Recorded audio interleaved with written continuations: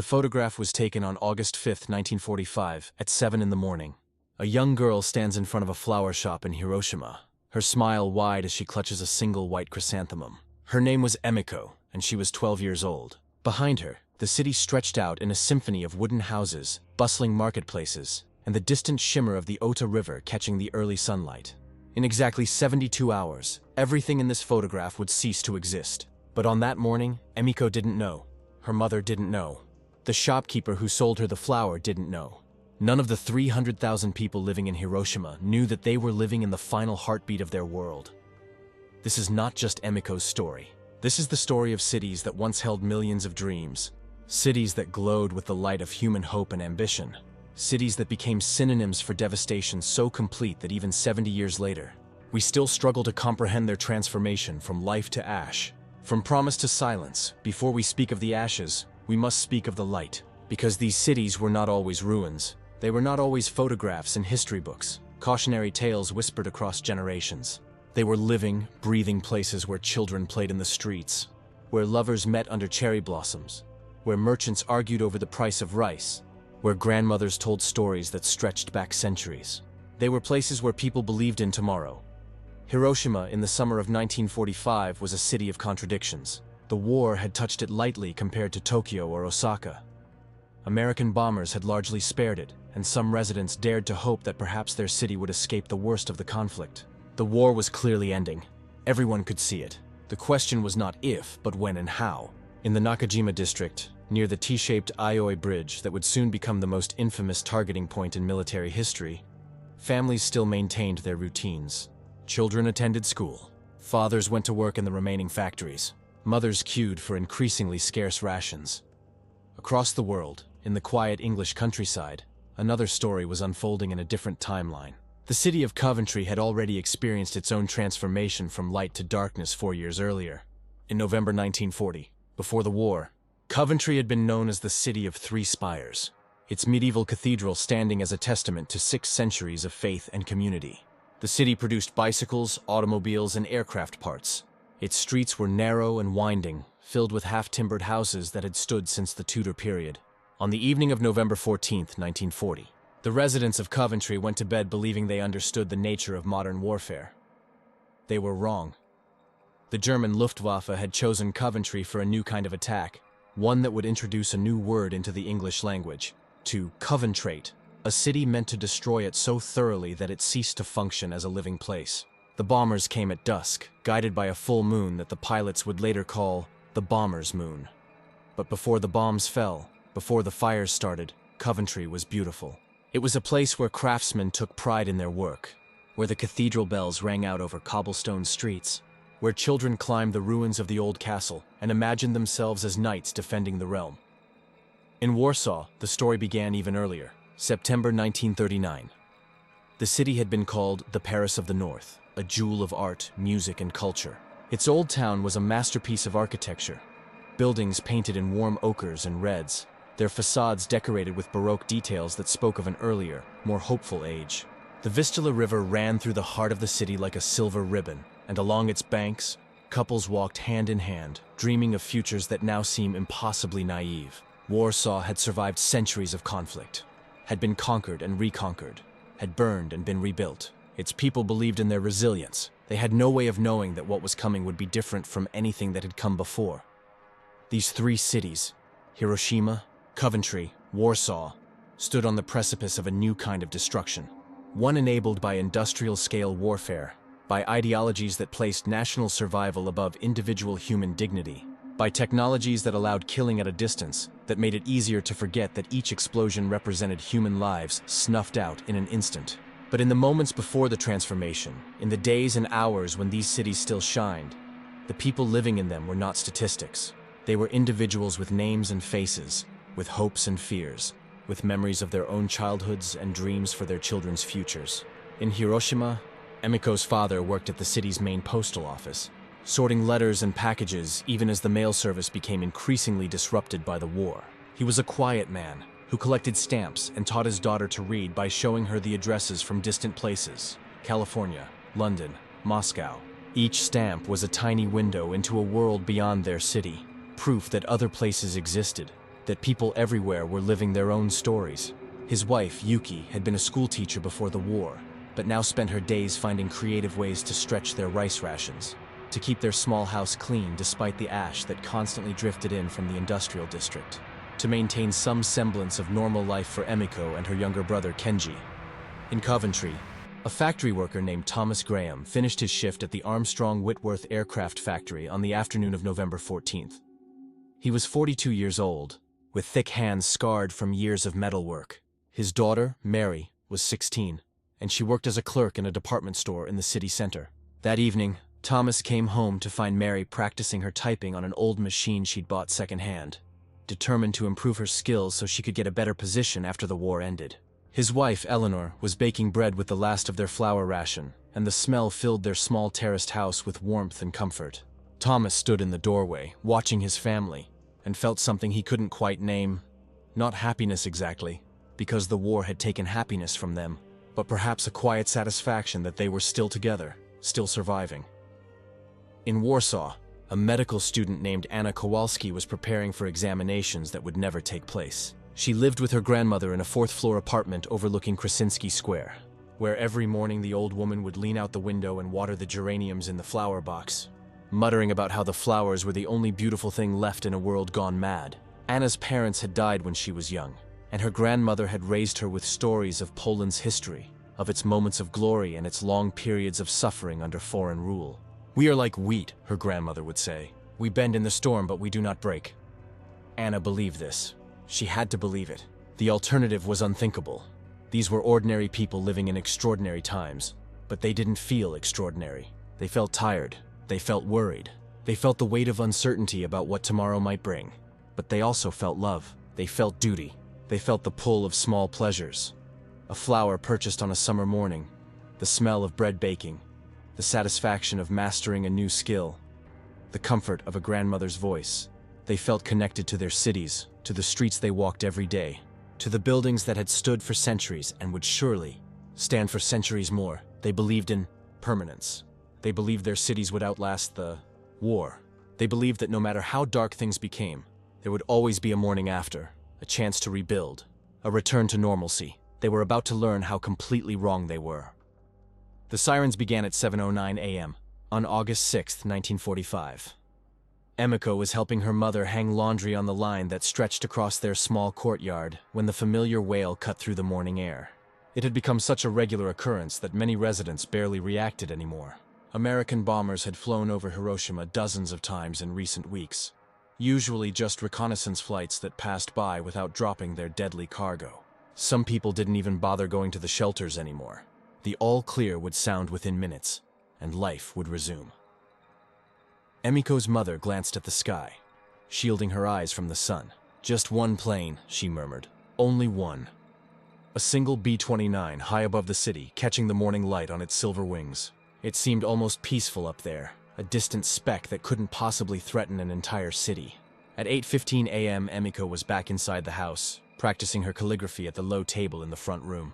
Her brother was playing with wooden blocks in the corner. Her father had already left for work. Her mother was in the kitchen. The light came first. A flash so bright that it burned through closed eyelids. So bright that it created shadows of people on walls that would remain visible for decades. Permanent silhouettes of humans who ceased to exist in the instant after the light captured their forms. Emiko's hand froze mid-stroke, brush still touching paper. For one suspended moment, the world turned white. Pure, absolute white. Then came the heat. Temperature rising to thousands of degrees in a fraction of a second. The wooden walls of the house ignited instantly. The paper screens burst into flames. The laundry hanging in the courtyard combusted mid-air. Then came the blast wave. Traveling at hundreds of miles per hour, a wall of compressed air that flattened buildings, that turned glass windows into deadly projectiles, that lifted human bodies and threw them like rag dolls. The house collapsed inward, roof falling, walls crumbling. Everything that had been solid and permanent suddenly reduced to splinters and dust. In the space of 3 seconds, Hiroshima transformed from a living city into a vision of hell. 70,000 people died instantly. 70,000 hearts stopped beating in the same moment. 70,000 stories ended before anyone could understand what had happened. Emiko survived the initial blast. She found herself trapped under a beam, her legs pinned, unable to move. The house was on fire around her. She could hear her mother screaming from somewhere in the flames, and then the screaming stopped. Her brother's wooden blocks were scattered across the floor, some of them already burning. She tried to call out, but the smoke filled her lungs. She tried to push the beam off, but her 12-year-old arms had no strength against the weight. The fire was spreading, growing hotter, and she understood with terrible clarity that she was going to burn to death in the ruins of her own home. Then hands grabbed her shoulders. A neighbor, an elderly man whose name she had never learned, had somehow survived and was pulling at the beam, his hands blistering from the heat. He dragged her free and carried her outside, and what she saw there was worse than the fire. The entire city was burning. Thousands of fires had merged into a single firestorm, creating winds so powerful they pulled debris into the sky. People ran through the streets, their skin hanging from their arms in sheets, their hair burned away, their clothing fused to their flesh. Many were silent, too much in shock to scream. Others made sounds that weren't quite human. Animal cries of agony that Emiko would hear in her nightmares for the rest of her life. The Ota River, which had sparkled so beautifully in the morning sun, was now filled with bodies. Thousands of people had jumped into the water seeking relief from the flames and the heat, and thousands had drowned or been crushed in the press of bodies. The water itself seemed to be on fire in places, oil slicks burning on the surface. Emiko and her rescuer made their way toward the outskirts of the city, past scenes of devastation so complete that the human mind struggled to process them. A mother sitting against a destroyed wall, cradling a baby that was clearly dead. A businessman in a burned suit, still clutching his briefcase, wandering in circles. A group of school children, or what remained of them, their faces so badly burned that they were unrecognizable as individuals. 5 years earlier, and thousands of miles away, Thomas Graham had huddled in an Anderson shelter in his back garden, his arms wrapped around Mary and Eleanor as the world exploded above them. The Coventry Blitz had begun at 7 in the evening, and it would continue for 11 hours. 500 German bombers dropped high-explosive bombs and incendiaries, wave after wave after wave. The sound was beyond anything Thomas had imagined. Each explosion felt like a physical blow, even underground. The earth shook. Dust rained down from the corrugated metal roof of the shelter. Mary pressed her face against her father's chest and cried, and Thomas realized he was crying too, tears streaming down his face as he listened to his city die. When the all-clear finally sounded at 6 in the morning, Thomas emerged to find that Coventry no longer existed as he had known it. The cathedral was gone, only its outer walls and spire remaining, the rest a smoking ruin. The city center had been obliterated. Entire streets had vanished. Buildings he had walked past every day of his life for 42 years were simply gone, replaced by piles of smoking rubble. The Armstrong Whitworth factory where he had worked was destroyed. The department store where Mary had dreamed of her future career was a collapsed shell. They made their way through the devastated streets, searching for friends and neighbors. They found the Jenkins family trapped in their collapsed house, called for help, and watched as rescue workers pulled out 3 bodies. They found old Mr. Peterson sitting on what had been his front steps, staring at the ruins of his bookshop, tears streaming silently down his soot-covered face. They found Mary's best friend, Elizabeth, wandering in shock, her arms badly burned, repeating over and over that she couldn't find her mother.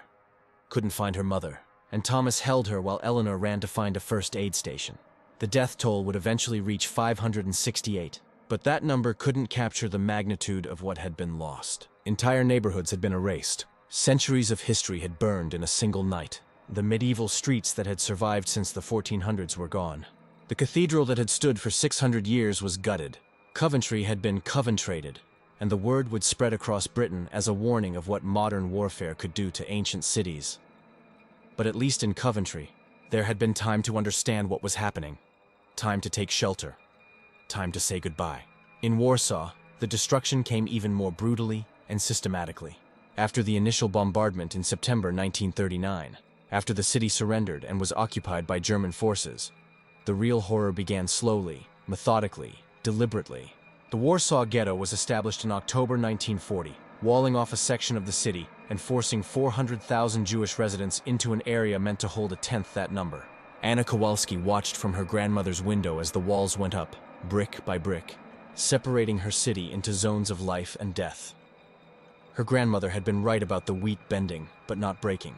But what they hadn't anticipated was that someone would set fire to the entire field. The systematic destruction of Warsaw wasn't random or strategic in a military sense. It was ideological. It was meant to erase Polish culture, Polish history, Polish identity itself. The libraries were burned. The museums were looted and destroyed. The University of Warsaw was closed, its professors arrested or executed. The Old Town, that masterpiece of centuries of architecture, was targeted specifically because it represented something the occupiers wanted to eradicate. Anna threw herself into resistance work. As a medical student, she had access to hospitals, which meant access to medical supplies that could be smuggled into the ghetto. She forged identity papers. She hid people in her grandmother's apartment. Families fleeing the liquidation of the ghetto. Children without parents. Anyone who might survive another day if they could just find a safe place to hide. Her grandmother never complained, never questioned, just made soup stretch further and told her stories about Poland's other dark times, about how the nation had survived partitions and occupations before. In August 1944, the Warsaw Uprising began. The Polish resistance, believing Soviet forces would help them, rose up against the German occupation. For 63 days, they fought street by street, house by house. Anna worked in a makeshift hospital in a basement, performing surgery by candlelight, amputating limbs without anesthesia, watching young men and women die from wounds that would have been treatable in peacetime. The basement flooded with blood. They ran out of bandages and used torn clothing. They ran out of medicine and could only hold hands and whisper comfort as people died in agony. The Soviet forces never came to help. Instead, they waded across the Vistula River and watched as the Germans systematically destroyed what remained of Warsaw. Hitler ordered the complete destruction of the city. Every building was to be demolished. Every street was to be erased. Warsaw was to be made an example of what happened to cities that dared to resist. Block by block, the German forces used flamethrowers and explosives to destroy what had taken centuries to build. They burned the libraries that had survived the initial occupation. They dynamited the royal castle. They destroyed hospitals while patients were still inside. Anna survived the uprising, but her grandmother did not. The old woman was killed by artillery fire while watering her geraniums. The flower box shattered. The geraniums scattered across the street like drops of blood. Anna held her grandmother's body in the rubble of their apartment and understood finally that the wheat could indeed break, that there were storms too powerful to bend beneath, that sometimes entire fields burned and nothing grew back. Emiko spent 3 months in a makeshift hospital on the outskirts of Hiroshima. Her burns were severe, but not immediately fatal. What none of the doctors understood yet was the invisible killer, the radiation that had penetrated her cells, that was already beginning to destroy her from the inside. She watched as other patients in the hospital developed strange symptoms. Their hair fell out in clumps. Purple spots appeared on their skin. They bled from their gums, from their noses, from places where there were no visible wounds. Some died quickly. Others lingered for weeks, their bodies slowly failing in ways the doctors couldn't explain or treat. Her father never came to find her. Later, she learned that the postal office had been less than 800 meters from the hypocenter of the blast. Everyone inside had been vaporized instantly. Their bodies turned to ash so fine that nothing remained to bury. Her mother and brother had died in the fire, their bodies found weeks later in the rubble of what had been their home, identifiable only by the location and their size. Emiko was now an orphan, one of thousands created in a single moment on a bright August morning. When she was finally released from the hospital, she had nowhere to go. The city she returned to was unrecognizable. Where there had been buildings, there were now fields of rubble. Where there had been streets, there were now vague paths between piles of debris. A strange silence hung over everything. No birds sang. No children played. The survivors moved through the ruins like ghosts, many of them sick with radiation poisoning. All of them traumatized beyond anything that could be healed. Emiko found work helping to clear rubble. She was 13 years old now, and her childhood had ended in a flash of white light. She worked alongside other orphans, other survivors, all of them hollow-eyed and silent. They dug through the ruins looking for anything salvageable. A metal pot, an unbroken bowl, pieces of wood that could be burned for warmth. Sometimes they found bodies, weeks or months after the blast, and they would stop and carefully move the remains to one of the mass graves that were being dug on the outskirts of the city. The shame was almost worse than the physical suffering. A new term emerged, hibakusha, the bomb-affected people. Survivors like Emiko found themselves socially isolated. Other Japanese citizens feared them, believed their radiation exposure was contagious, refused to hire them or rent to them or allow their children to marry them. Emiko carried the stigma of survival, marked as damaged goods, a living reminder of the day Japan's invincibility shattered like glass. She lived in a shanty town built from scrap materials, sheet metal and broken boards cobbled together into structures that barely deserved to be called houses. In the winter, the cold penetrated everything. In the summer, the heat was unbearable. There was never enough food. Rice was rationed so severely that people learned to survive on portions that would have been considered starvation rations before the war. Emiko developed the 1,000-yard stare common to all the hibakusha. That look of someone whose mind had retreated to somewhere beyond reach. Somewhere the horror couldn't touch. In Coventry, Thomas Graham also faced the impossible task of rebuilding a life from ruins. The Graham family had survived physically intact, which made them fortunate compared to so many others. But their city was gone. Thomas found work in a temporary factory set up on the outskirts of town, but the wages were lower and the commute was brutal. Eleanor took in sewing and mending, her eyes growing weak from working by lamplight late into the night. Mary had found a position as a typist in a government office that was coordinating reconstruction efforts, but her hands still bore scars from the burns she'd received during the Blitz. The psychological toll was harder to quantify than the physical destruction. Thomas found he couldn't sleep without nightmares. Every loud noise made him flinch. He would wake in the middle of the night, his heart pounding, convinced he heard the sound of bombers overhead. Eleanor developed an obsessive need to clean their temporary housing, scrubbing and organizing as if she could impose order on an existence that had lost all sense of order. Mary stopped smiling. She would sit at dinner, moving food around her plate without eating, her eyes unfocused, her mind somewhere else. The cathedral ruins became a kind of pilgrimage site, a place where people came to confront what had been lost. The decision was made to leave the ruins standing rather than tear them down, to build a new cathedral beside the old, to let both stand as testament to destruction and renewal. Thomas found himself drawn there on Sunday mornings, standing in what had been the nave, looking up at the empty sky through the roofless walls. He wasn't sure what he was looking for. Answers, maybe. Comfort. Some sense that the suffering had meaning. What struck him most was how quickly normal life tried to reassert itself. Within months, shops were reopening in temporary buildings. Children were going back to school in makeshift classrooms. People were getting married, having babies, trying to build futures even as the ruins of the past surrounded them. It felt obscene somehow, this determination to go on living. How could you go to a shop and buy bread when 568 people lay in mass graves? How could you smile at a joke when entire streets of your childhood had been erased? But the alternative was to surrender to despair, and the British pride wouldn't allow that. So they carried on, as they always had, carrying their trauma inside like shrapnel that couldn't be removed. In Warsaw, Anna Kowalski faced the most complete devastation of all. 85% of the city had been destroyed. Not damaged, not partially ruined, destroyed. The old town was gone. The new town was gone. The ghetto was gone. Over 200,000 people had died during the occupation and the uprising. The population had dropped from 1.3 million to fewer than 1,000 people still hiding in the ruins when the Soviet forces finally entered the city in January 1945. Anna was among those who stayed. She had nowhere else to go. Her grandmother was dead. Her parents were dead. Everyone she had known from her medical school classes was dead. She lived in a cellar beneath what had once been an apartment building, sharing the space with 3 other survivors. They had one blanket between them. They ate whatever they could scavenge from the ruins. They drank water from broken pipes, knowing it was probably contaminated, but having no alternative. The Soviet liberation brought its own horrors. Anna learned quickly that changing occupiers didn't mean gaining freedom. The new communist government viewed resistance fighters with suspicion. Many of Anna's comrades who had survived the German occupation were arrested by the Soviets, accused of being anti-Soviet, and sent to labor camps in Siberia. Anna kept her head down, stopped talking about her role in the resistance, and tried to make herself invisible. But she couldn't stop being a doctor.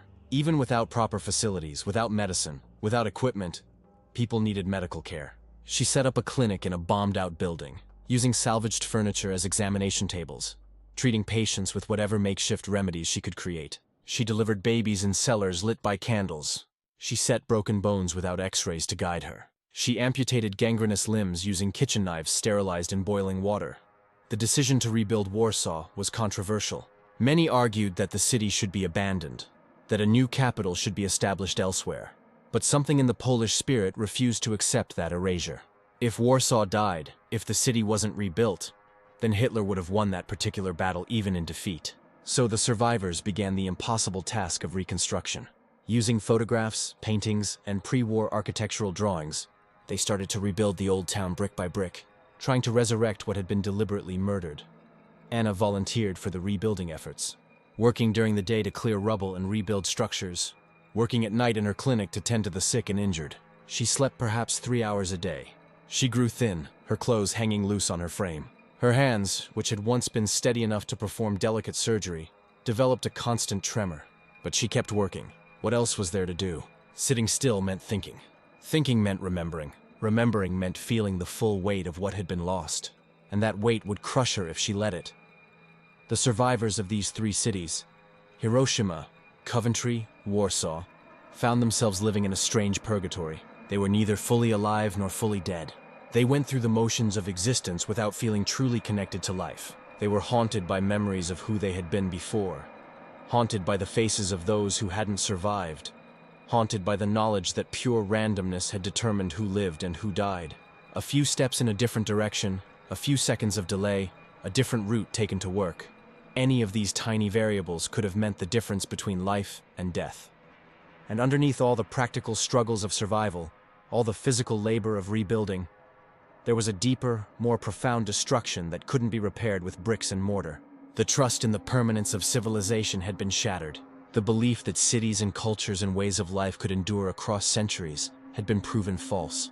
They now knew in their bones what most humans spend their lives not knowing, that everything could end in a moment, that all the accumulated beauty and knowledge and history of centuries could be erased in a single night of bombing or a single flash of atomic light.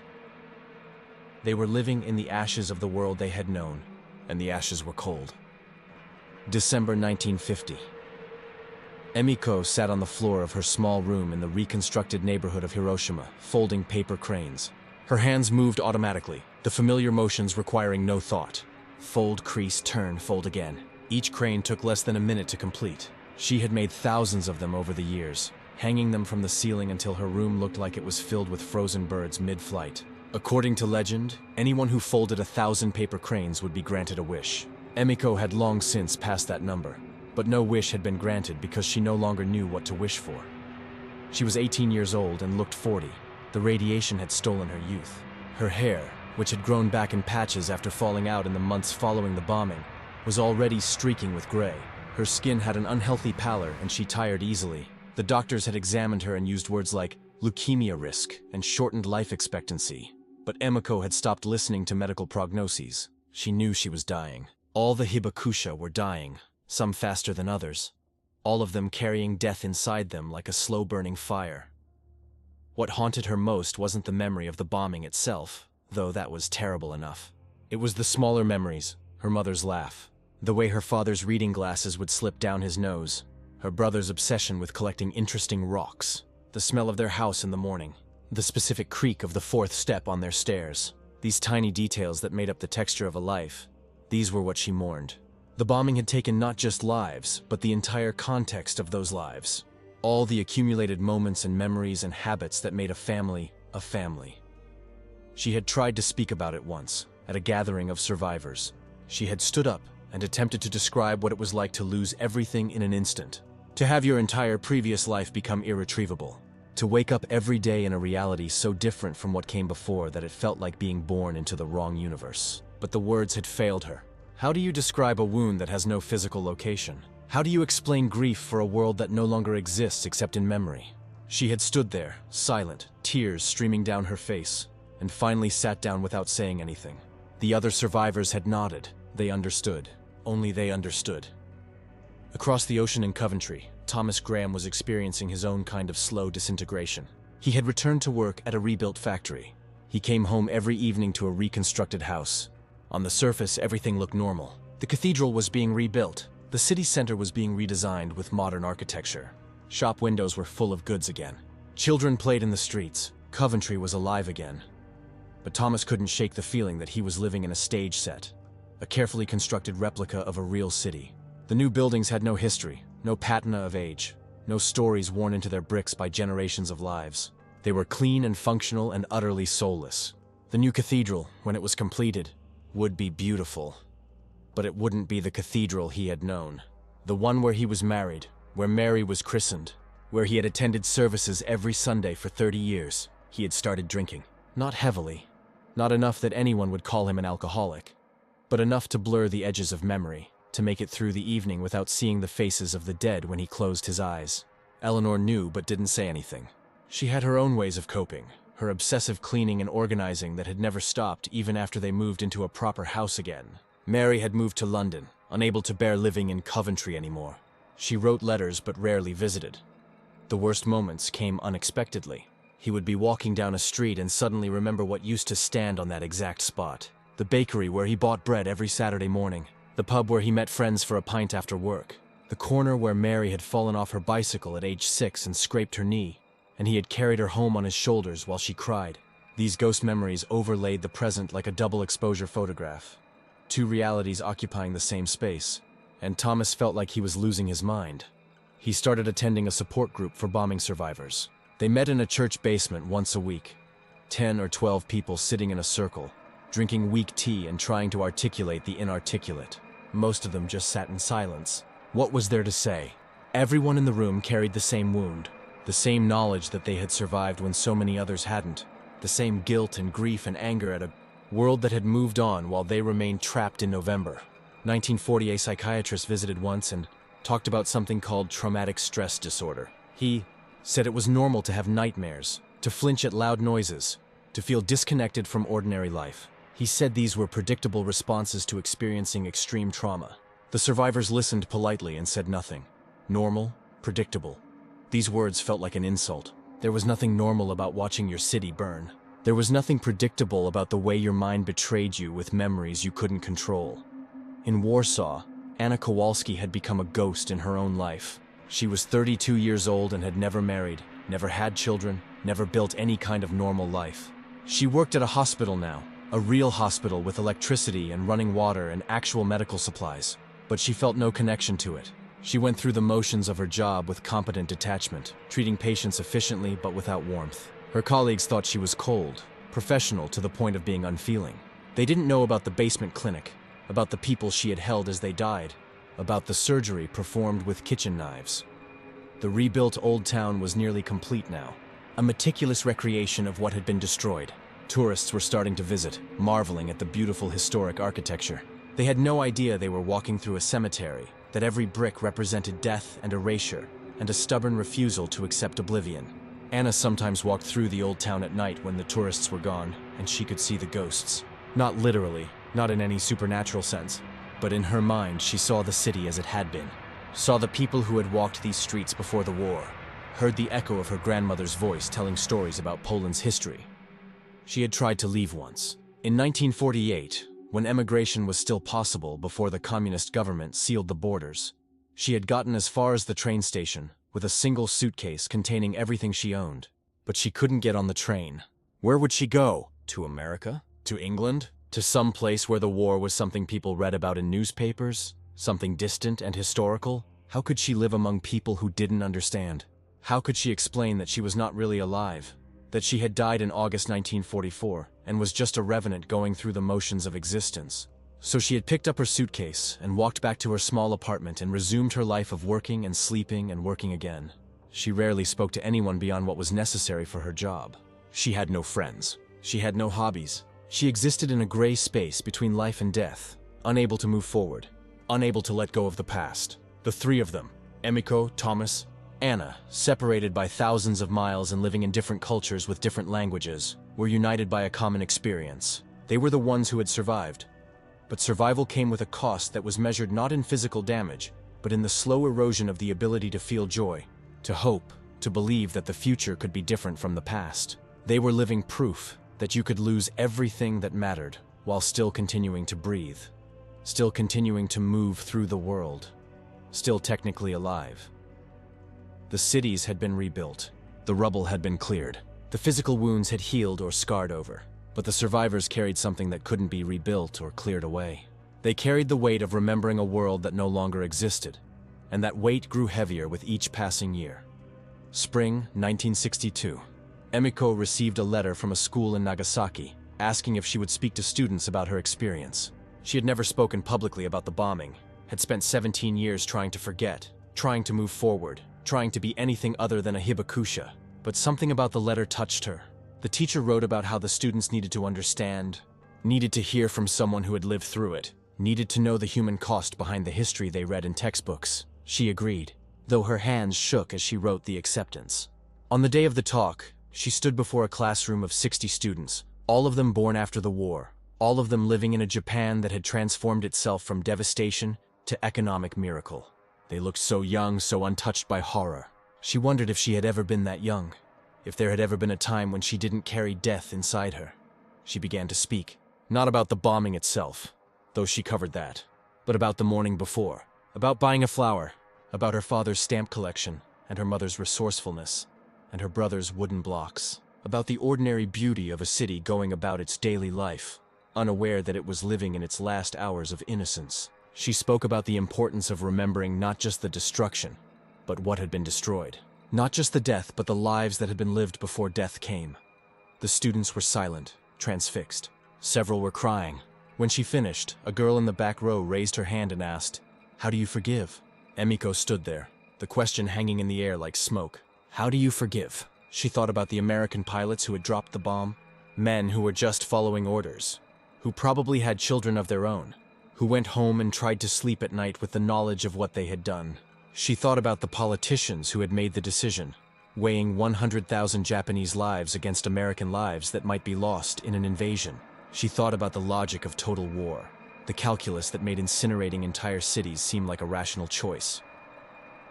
"I don't know if I forgive," she said finally, "but I know that hatred is another kind of radiation. It poisons you from the inside. I survived the bomb only to discover that anger could kill me just as surely. So I chose to remember instead of hate. I chose to bear witness instead of seeking revenge. Not because I'm strong or noble, but because I'm too tired for anything else." She paused, looking at the young faces before her. "You are the first generation born into a world that knows what atomic weapons can do. You are the ones who must make sure it never happens again. Not to Japan, not to America, not to anyone. The dead cannot speak, so the survivors must speak for them. And when we are gone, you must speak for us." After the talk, students crowded around her with questions and messages and small gifts. The girl who had asked about forgiveness gave her a paper crane she had folded herself. Emiko took it with trembling hands and added it to the thousands she had made over the years. That night, she sat in her room surrounded by paper cranes and realized something had shifted. The weight hadn't lessened, but she had found a way to carry it that gave it meaning.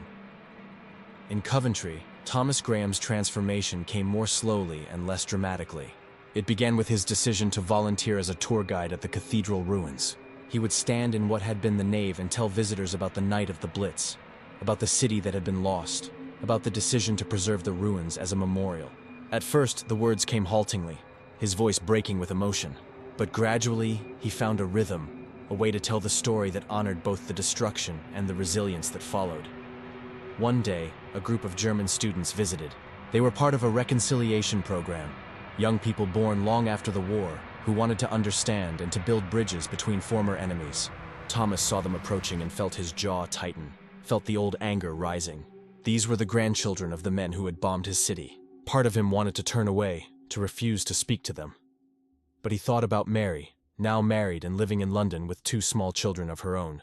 He thought about his grandsons, innocent souls who knew the war only as history. Did he want them to inherit his anger? Did he want the trauma to pass from generation to generation like a poisoned inheritance? He approached the German students and began to speak. He told them about the night of November 14th, but he also told them about the morning after, about the neighbors helping neighbors, about the determination to rebuild, about the choice to create something new alongside the ruins of the old. He told them about his nightmares and his struggles, but also about his grandsons, about hope, about the possibility of a different future. One of the German students, a young man with tears streaming down his face, asked for permission to shake Thomas's hand. "My grandfather was a pilot in the Luftwaffe," he said. "He never spoke about what he did. He drank himself to death when I was 5 years old. I think he couldn't live with his memories. I came here to apologize, even though I know it means nothing, even though I didn't drop the bombs myself." Thomas took the young man's hand and held it firmly. "You're not responsible for what your grandfather did," he said, "but you are responsible for what you do with that history. Remember it, learn from it, make sure your children know the cost of war. That's the only apology that matters." That night, Thomas went home and told Eleanor about the encounter. They sat together in their living room, in the house that had replaced the one destroyed by the bombs, and he cried for the first time since the war ended. He cried for the dead, for the lost city, for all the years he had spent trapped in 1940. And Eleanor held him and cried too. And in their shared grief, they found a kind of peace. In Warsaw, Anna's moment of transformation came in 1963, when she was asked to help with a memorial project. The city was creating a museum dedicated to the Warsaw Uprising, and they needed someone with medical expertise to help document the conditions in the makeshift hospitals. Anna's first instinct was to refuse. She had spent nearly 20 years trying not to remember. Why would she willingly immerse herself in those memories? But the project coordinator was persistent. "The young people don't understand," she said. "They see the rebuilt city, and they think that's the end of the story. They don't understand what was lost. They don't understand the price that was paid. We need witnesses. We need people who were there." Reluctantly, Anna agreed. She began sorting through photographs, documents, and testimonies from other survivors. She saw images of the basement where she had worked, where she had performed surgery by candlelight, where she had watched so many die. She read accounts from other medical personnel, describing the same impossible conditions, the same desperate attempts to save lives with inadequate tools and supplies. And something unexpected happened. As she worked through these materials, Anna began to write her own account. Not for the museum necessarily, just for herself. She wrote about her grandmother's geraniums, about the medical student she had been before the war, full of idealism and ambition, about the patients she had treated in the basement clinic, about the faces of the dead that haunted her dreams. She wrote for hours every night, filling notebook after notebook with her tiny, precise handwriting. When she finally finished, she had written over 300 pages. She gave it to the museum coordinator, who read it with tears streaming down her face. "This needs to be published," she said. "People need to read this. Not just Poles, but everyone." Anna was terrified at the thought of making her story public. But she remembered her grandmother's words about wheat bending in the storm. Maybe the way to survive wasn't to remain silent and isolated. Maybe the way to survive was to speak, to connect, to let others carry some of the weight of memory. Her account was published in 1965, first in Polish, and then translated into multiple languages. She received letters from survivors of other wars, other atrocities, other losses. They thanked her for putting into words what they had never been able to express. They told her that reading her story had helped them feel less alone. Anna began to correspond with these strangers, and slowly, tentatively, she began to build connections again, to let people into her carefully guarded interior world. The three of them, Emiko, Thomas, Anna, never met. They lived and died in different countries, speaking different languages, their paths never crossing except in the parallel nature of their experiences. But in their own ways, each of them chose to transform their suffering into something that might prevent future suffering. They chose to speak when silence would have been easier. They chose to remember when forgetting would have been more comfortable. They chose to build bridges when walls would have been simpler. Emiko continued speaking at schools until her death from leukemia in 1972, at the age of 39. She spoke to thousands of students over those 10 years, her body growing weaker, but her voice never faltering. At her funeral, the walls of the small temple were covered with paper cranes sent by students from across Japan. Thomas Graham worked as a cathedral guide until he was 80, telling Coventry's story to visitors from around the world. He died peacefully in 1983, surrounded by his children and grandchildren, in a city that had been rebuilt but never forgot. Anna Kowalski continued to write and speak about the Warsaw Uprising until her death in 1998 at the age of 80. Her apartment was filled with letters from readers and fellow survivors. She died in the rebuilt Old Town, in a building that stood on the exact spot where her grandmother's apartment had been, where the geraniums had once bloomed in the window box. These cities once shined with the ordinary light of human life, the light of morning sun on a flower shop window, the light of cathedral candles on ancient stone, the light of sunset on the Vistula River. Then they lived in ashes, in ruins, in the aftermath of destruction so complete, it seemed nothing beautiful could ever grow there again. But something did grow, not in spite of the ashes, but because of them, because the survivors chose to transform their pain into witness, their memories into warnings, their suffering into a desperate hope that future generations might learn, might choose differently, might build a world where no city would ever have to burn again. The ashes are cold now. The survivors are gone. But their stories remain, fragile as paper cranes, strong as stone cathedrals, persistent as seeds that somehow find purchase in scorched earth and bloom again. Season after season, generation after generation, a testament to the human capacity not just to endure, but to create meaning from even the deepest suffering. This is their legacy. This is what they left us. The responsibility to remember, to speak, to ensure that these cities, and all cities, can shine again without fear of the darkness that comes when the bombs fall and the world burns. Their voices echo across the decades, asking us a simple question: what will you do with the peace they couldn't have? What will you build in the space their generation cleared with such terrible cost? Will you let their suffering mean something? Or will you allow history to repeat until there are no cities left to shine, no stories left to tell, nothing but ashes stretching from horizon to horizon? The choice, as it always has been, is ours. If this story touched something in you, if these voices reached across time and spoke to your heart, please share it. Leave a comment telling us which moment resonated most deeply with you. Subscribe so these stories can continue to reach people who need to hear them, who need to remember, who need to understand what war truly costs. Because the survivors are leaving us one by one, and soon there will be no living voices left to tell us what they saw, what they lived through, what they learned in the ashes. We must become the keepers of their memory now. We must be the ones who ensure that these cities once shined, and that they shine still, in memory, in warning, in hope.